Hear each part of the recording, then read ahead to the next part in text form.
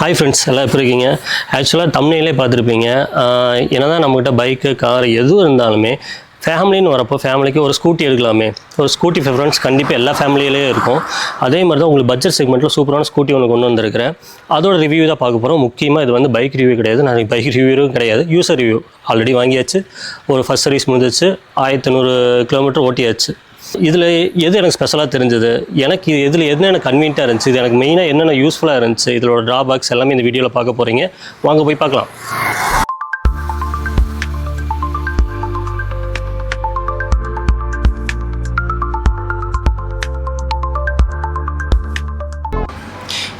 ஆக்சுவலாக வண்டியோட ஸ்பெக் பார்க்கறதுக்கு முன்னாடி நான் மொத்தமாகவே 5 வண்டி வந்து ப்ரிஃபர் பண்ணி வச்சுருந்தேன். ஈவியில் 2, பெட்ரோலில் 3, இதோட சேர்த்து. என்னென்னா ஈவியில் வந்து ஹீரோ விடா, அதே மாதிரி ஆம்பியரில் வந்து கிராண்ட் மேக்ஸ் இல்லை நியோ, இல்லை பெட்ரோலில் வந்து யமகா ரே ஜெட்டார், ஹீரோவில் வந்து ஜூம் 110. ஆக்சுவலாக வந்து ஈவி எல்லோரும் கேட்டக்கு ஈவி தான் எடுக்குன்னு சொல்லியிருந்தாங்க. ஏன் ஈவிக்கு போக காரணம் வந்து நான் வந்து லாங்கு ப்ரிஃபர் பண்ணுவேன். என்னோடய பட்ஜெட் செக்மெண்ட்டில் நான் சொன்ன 2 வண்டியுமே மேக்ஸிமம் ரியல் டைம் வேரில் வந்து 100 கிலோமீட்டர் தான். நான் 100 கிலோமீட்டருக்கு மேலேயுமே நான் ட்ராவல் பண்ணுவேன். அதனால தான் பெட்ரோல் போய்க்கலாம் அப்படின்னு சொல்கிறப்ப தான் 3 இருந்துச்சு. இதோட உட்பட நான் 2 சொல்லியிருந்தேன்ல. அது ஏன் இல்லாமல் நான் ஜூபிட்டர் ப்ரிஃபர் பண்ணி எடுத்தேன்னா, வாங்க ஸ்பெக்கை வண்டியை பார்த்துட்டே பார்க்கலாம். ஆக்சுவலாக இந்த வண்டி வந்து 3 செக்மெண்ட்டில் வருது. பேஸு, மிட்டு, டாப்பில் தான் வந்து டிஸ்க் பிரேக் இருக்கும். ஏன் நான் டாப் செலக்ட் பண்ணினா, முக்கியமாக டாப்பில் டிஸ்க் பிரேக் கொடுத்துட்டு கிக்கரை தூக்கிட்டாங்க. எனக்கு கண்டிப்பாக கிக்கர் வேணும். ஒரு எமர்ஜென்சி டைமில் வந்து கிக்கர் இருக்கிறது ரொம்ப ரொம்ப நல்ல விஷயம். அதனால் வந்து மிட் எடுத்துக்கிட்டேன். மிட்டுனாலுமே ஆக்சுவலாக டாப்புக்கும் மிட்டுக்கும் அது மட்டும் தான் டிஃப்ரெண்ட், மற்றபடி எந்த டிஃப்ரெண்ட் இல்லை. டாப்பில் இருக்கிற எல்லா ஸ்பெக்குமே இந்த வண்டியில் இருக்குது. ஓகே, ஃபஸ்ட்டு ஹெட்லைட்லேருந்து ஸ்டார்ட் பண்ணிடலாம்.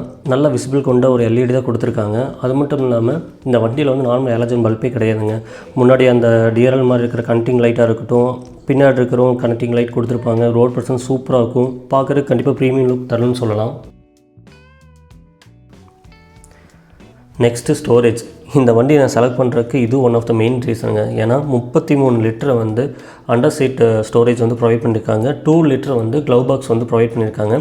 அதே மாதிரி அந்த சென்டரில் வர்ற கேப்பில் வந்து நான் தண்ணி கேனாக இருக்கட்டும், கேஸாக இருக்கட்டும், கேஸ் சிலிண்டராக இருக்கட்டும், எல்லாமே கேரி பண்ணி கொண்டு போயிருக்கேன்.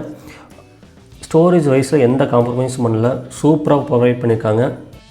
நெக்ஸ்ட்டு இந்த பெட்ரோல் ஃபில் பண்ணுறது வந்து முன்னாடி ஃப்ரண்ட்டில் கொடுத்துருப்பாங்க. இது எனக்கு பெரிய அட்வான்டேஜ். இது ஒன் ஆஃப் த ரீசன் இந்த வண்டி நான் செலக்ட் பண்ணுறதுக்கு காரணம். நெக்ஸ்ட்டு வந்து ஸ்டோரேஜ் ஹோல்டர் கொடுத்துருப்பாங்க, அதில் கேரி பண்ணிக்கலாம்.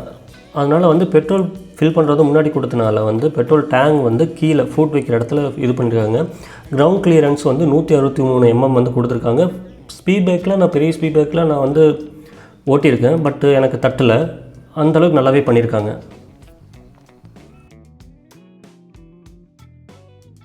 ஓகே, நெக்ஸ்ட்டு வந்து ஹேண்டில் பார் கண்ட்ரோல் வரப்போ லெஃப்ட் சைடில் வந்து இண்டிகேட்டர் லெஃப்ட் அண்ட் ரைட்டு, அப்படியே இண்டிகேட்டர் பட்டனே வந்து லாங் ப்ரெஸ் பண்ணிங்கன்னா அசார்ட்ஸ் லைட் வந்து ஆக்டிவேட் ஆகும். இது செம்ம ஃபீச்சரு. தென் வந்து டிம் அண்டு பாஸ் லைட்டை ப்ரொவைட் பண்ணியிருப்பாங்க. அப்படியே ரைட் சைடு வந்தீங்கன்னா அசிஸ்ட் ஃபங்க்ஷன் சுவிட்ச் கொடுத்துருப்பாங்க. ஆக்சுவலாக இந்த ஃபங்க்ஷன் எதுக்குன்னா, நீங்கள் வந்து டிராஃபிக்கில் போயிட்டுருக்கீங்க, இல்லைன்னா பம்பர் டு பம்பர் வந்து நின்று போகிற மாதிரி இருந்தால் ஃபியூயல் எஃபிஷியன்சிக்காக வந்து இந்த ஃபங்க்ஷன் ப்ரொவைட் பண்ணியிருக்காங்க. நீங்கள் வந்து நிற்கிறப்ப வந்து ஆட்டோமேட்டிக்காக இன்ஜின் ஷட் டவுன் ஆகும். ஜஸ்ட்டு நீங்கள் பிரேக் பிடிச்சிட்டு எக்ஸ்லேட்டர் வந்து லைட்டாக புல் பண்ணுறப்போ திரும்பி இன்ஜின் வந்து ஆக்டிவேட் ஆகி நீங்கள் மூவ் பண்ணுவீங்க. இது ரொம்ப நல்ல ஃபீச்சர் தான், எனக்கு ரொம்ப யூஸ்ஃபுல்லாக இருக்குது இந்த ஃபீச்சர். அதே மாதிரி க்ளவ் பாக்ஸ் மேலே வந்து யூஎஸ்பி சார்ஜிங் போர்ட் வந்து ப்ரொவைட் பண்ணியிருப்பாங்க. Next speedometer full and full colour display வந்து ப்ரொவைட் பண்ணியிருப்பாங்க. இதில் வந்து டிவிஎஸ் ஸ்மார்ட் கனெக்ட்னு ஒரு ஃபங்க்ஷன் இருக்கனால ப்ளூடூத் மூலிமா வந்து ஆப்பில் வந்து கனெக்ட் பண்ணிங்கன்னா அந்த ஆப்லேயே வந்து நிறைய ஃபங்க்ஷன் உங்களால் செக் பண்ணிக்க முடியும். எக்ஸாம்பிள் வந்து லாஸ்ட் பார்க்கிங் லொக்கேஷனும் அதுலேயும் பார்த்துக்க முடியும். அதே மாதிரி ஸ்பீடோமீட்டர் டிஸ்பிளேயில் வந்து 10x10 நேவிகேஷன் அதுவும் இருக்குது. அதே மாதிரி கால்ஸ் மெசேஜோட நோட்டிஃபிகேஷன் அதுவும் இருக்குது. அதே மாதிரி ஃபியூயல் எஃபிஷியன்சி ரேஞ்ச் எவ்வளோ போகும் அதுவும் நீங்கள் பார்த்துக்க முடியும். தென் வந்து டைமு, எல்லா ஃபங்க்ஷனும் ஸ்பீடோமீட்டரில் வந்து ப்ரொவைட் பண்ணியிருக்காங்க. நல்லா யூஸ்ஃபுல்லாக இருக்குது. முக்கியமாக வந்து பேஸ் மாடலில் இது வராது, நார்மல் அனலாக் டிஸ்பிளே மட்டும்தான் வரும். அது நீங்கள் நோட் பண்ணிக்கணும். நெக்ஸ்ட்டு மெயினாக இந்த வண்டி ஓட்டுற கேப்பர் இருக்குது. இந்த வண்டியோட வெயிட் வந்து 105 கிலோ வருது. எனக்கு வந்து பர்சனலாக லைட் வெயிட்டாக தான் ஃபீல் ஆகுது. நல்லா ஃப்ரீயாக மூவ் ஆகிற மாதிரி இருக்குது. என்னோடய ஹைட் வந்து 5.9 இருப்பேன். நல்லா நொடிச்சு திரும்புகிறப்போ இந்த கால் முட்டுற இஷ்யூவே எனக்கு வரல. நல்லா ஃப்ரீயாக மூவ் பண்ணுற முடியுது. இதை வச்சு நான் ஹில்ஸே ஏற்றிட்டேன் ஃபஸ்ட்டு சர்வீஸ் முடிஞ்ச உடனே. எனக்கு வந்து நல்லா புல் பண்ணி நல்லா மேடை இருக்கிறப்ப நல்லா புல் பண்ணி போகிற மாதிரி தான் எனக்கு ஃபீல் ஆச்சு. மற்றபடி எனக்கு ஃப்ரீ டு மூவ், நல்ல டிராஃபிக்கில் வந்து நல்லா அசால்ட்டாக ஓட்டுற மாதிரி நல்ல கன்வீனியண்ட்டாக தான் இந்த பைக் எனக்கு இருக்குது. தென் இந்த வண்டியோட கீ ஃபியூச்சர்னு பார்த்தோன்னா நிறையா இருக்குது. இப்போ வந்து ஸ்டாண்டு எடுத்துகிட்டா தான் வண்டியே வந்து ஸ்டார்ட் ஆகும், அந்த ஃபங்க்ஷனாக இருக்கட்டும். அதுக்கப்புறம் 1 லாக் மெக்கானிசம் இருக்குது. அதே மாதிரி வந்து பிரேக்கிங் வார்னிங் இருக்குது. நிறைய ஃபீச்சர்ஸ் இதில் வந்து கொடுத்துருக்காங்க. ஃபைனலாக மெயினாக மைலேஜ். இந்த வண்டியில் வந்து எனக்கு சாலிடாக ரியல் டைமில் 55 கிடச்சிருக்கு. 55க்கு மேலேயும் கிடச்சிருக்கு. நான் ஸ்லோவாக எக்கனாமியில் போகிறப்போ இல்லைனா வந்து ஐபிஎஸில் போகிறப்போ 55க்கு மேலே எனக்கு கிடச்சிருக்கு. ஆனால் 55க்கு எனக்கு கீழே கம்மியானது கிடையாது. பெட்ரோல் ரேட்டு மட்டும் தான் அதிகமாகிட்டு போயிட்டுருக்கு. மற்றபடி நல்ல மைலேஜ் இந்த வண்டியில் எனக்கு கொடுத்துருக்கு. ஓவராலாக இந்த வண்டியில் நிறையா ஸ்பெசிஃபிகேஷன் ஃபியூச்சர்ஸ் எல்லாமே அள்ளி கொடுத்துருக்காங்க நல்ல ப்ரைஸ் செக்மெண்ட்டில். ஆக்சுவலாக ஸ்பெக்கில் பார்த்தீங்களா, இதில் வந்து வீல் பேஸ்லாம் வந்து மென்ஷன் பண்ணிக்க மாட்டேன். அதெல்லாம் எப்படி தான் மனப்பாடம் பண்ணி சொல்கிறாங்கன்னு எனக்கு தெரியல. வண்டி நான் ஓட்டுனதுக்கு என்னென்ன நல்லா இருக்குது, எனக்கு என்னென்ன பிடிச்சிருக்குது, என்னென்ன ஸ்பெசிஃபிக் வந்து எனக்கு அட்வான்டேஜாக இருந்துச்சுன்னு மட்டும் நான் மென்ஷன் பண்ணியிருப்பேன். மெயினான விஷயம் அது வந்தாச்சு. இந்த வண்டியோட ப்ரைஸ் என்ன? ஆக்சுவலாக வந்து எக்ஸ் ஷோரூம்லாம் சொல்ல போகிறது கிடையாது. ஆன் ரோட் ப்ரைஸே சொல்கிறேன். நான் ஒரு ஷோரூம் போகிறேன், 3 செக்மெண்ட் சொன்னாங்க, மிட்டு, பேஸு, டாப்புன்னு.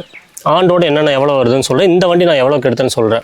ஒரு ஷோரூமுக்கு 2-3 ஷோரூம் போவாங்க, கண்டிப்பாக ப்ரைஸ் டிஃப்ரெண்ட் கண்டிப்பாக வரும்.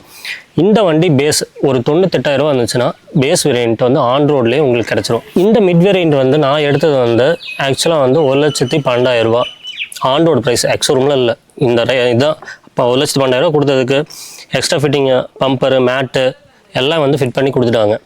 டாப் வந்து இதை விட ஒரு 6 ரூபா ஆச்சு. அது டிஸ்க்கு இதுக்காக மட்டும் ஸ்பெஷல் எடிஷன் ஒன்று இருக்குது, கலரில் பிளாக்கில் ஒன்று இருக்குது. உங்களுக்கு அது ப்ரிஃபர் பண்ணதாலும் அதை நீங்கள் சூஸ் பண்ணிக்கிங்க. ஓகேங்களா? சரி, ஓகே. கண்டிப்பாக இந்த வீடியோ உங்களுக்கு பிடிச்சிருக்குன்னு நினைக்கிறேன். உங்கள் கையில் ஒரு 1,00,000 ரூபா எனக்கு நல்ல ஸ்பேசியஸாக ஸ்டோரேஜ் கெப்பாசிட்டியோட ஒரு நல்ல வண்டி, அது பெட்ரோலில் ப்ரிஃபர் பண்ணிங்கன்னா கண்டிப்பாக இந்த வண்டி நான் சஜஸ்ட் பண்ணுவேன். சொல்ல மாட்டேன்ட்டேங்க. ஓகே, வண்டியோட ஸ்பெக் எல்லாமே முடிஞ்சிச்சு. இது வந்து இந்த வண்டி எடுக்கிறதுக்கு ரீசன் வந்து முக்கியமான ஒரு ரீசன் ஒருத்தி இருக்கா எங்கள் வீட்டு பிள்ளை. அவளுக்காக இந்த வண்டியை எடுத்தது. அவள் யார் தெரியுமா? பாருங்க.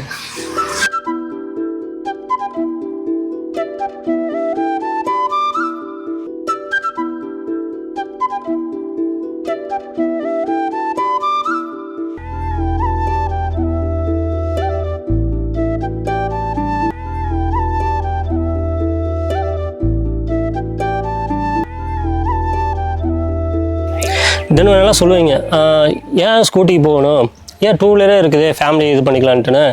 ஆக்சுவலாக நான் வச்சுருக்க வண்டி வந்து இந்த வண்டி தான். தெரிஞ்சிச்சா? ஓகே, ஓட்டுறதுக்கு நல்லா இருக்குது, மைலேஜ் நல்லா கிடைக்கிது, எல்லாம் ஓகே தான். ஆனால் ஃபேமிலி பொறுத்த வரைக்கும் சத்தியமாக செட் ஆகலை. வாகன அடி எப்படி. அதனால தான் நான் ஸ்கூட்டி ப்ரிஃபர் பண்ணி அம்மா ஸ்கூட்டி எடுத்துடலாம் அப்படின்னு போனேன். அதே மாதிரி V3 என்னோடய பைக்கை வந்து நான் குறையெல்லாம் சொல்லலை. அந்த வண்டி வாங்கி 3 வருஷம் ஆயிடுச்சு. ஓட்டர்லாம் சூப்பராக இருக்கும், டிராஃபிக் நல்லாயிருக்கும், நல்லா மைலேஜ் கிடைக்கும். லாங்கெலாம் போனோம்னா பயங்கரமாக இருக்கும். அந்த ஓட்டுறப்பில் என்ன ஃபீல் வரும் தெரியுமா? நம்ம தலைவன் பில்லாராம் சொல்கிற மாதிரி நம்ம தான் அப்படியே நம்ம தான் இன்னும் லைட்டாக குண்டி தான் வலிக்குது.